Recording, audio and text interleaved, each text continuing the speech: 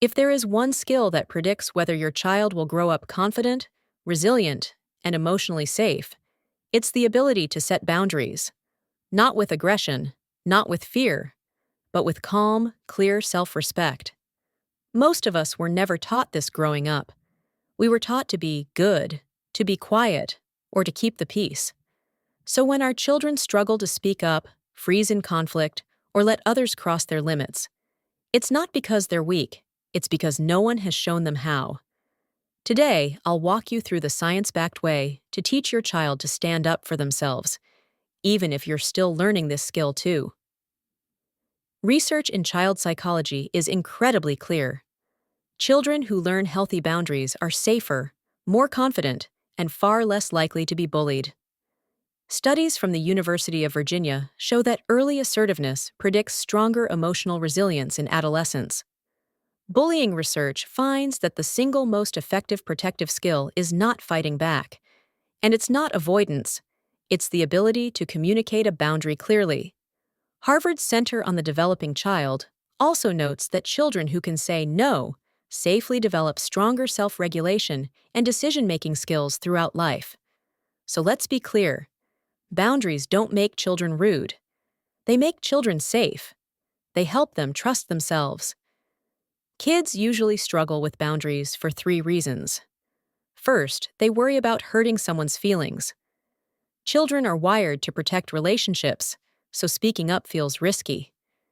Second, they simply don't know what words to use.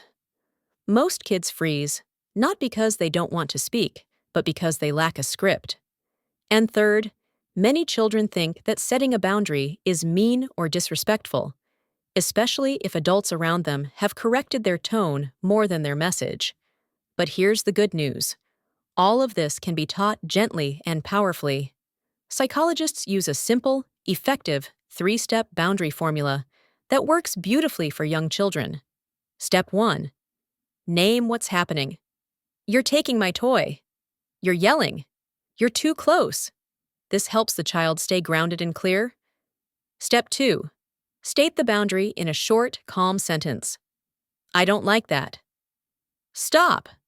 My body, my choice. Speaking plainly teaches the child that their comfort and their safety matter. And step 3. Tell the other person what to do instead. Ask before you take it. Move back, please. Speak more quietly. This teaches problem-solving instead of silence or aggression. And with practice, children begin to understand that boundaries don't push people away. They actually build healthier relationships. Now let's talk about what you can say to teach this skill. When your child is scared to speak up, say, "Your feelings matter. If something feels wrong, you're allowed to speak." When your child freezes in conflict, say, "Let's practice together." You can say, "Stop, I don't like that. I'm right here with you." When someone takes their toy, gently coach them to say, "Stop, ask before you take it." And if your child does try to set a boundary, but their tone comes out harsh or frustrated, avoid shaming them. Instead say, "You're not wrong for speaking up.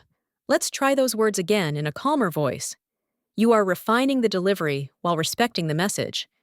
This is how we break the cycle of silence, people-pleasing, or exploding only when they can't hold it in anymore. Boundaries are not about teaching your child to be tough. They're about teaching your child to listen to themselves, to protect their body, to honor their emotions, to move through the world with confidence instead of fear. Your child doesn't need to grow up perfect. They just need to grow up knowing their voice matters. And when you teach them boundaries, you're giving them a gift that will protect them for the rest of their lives.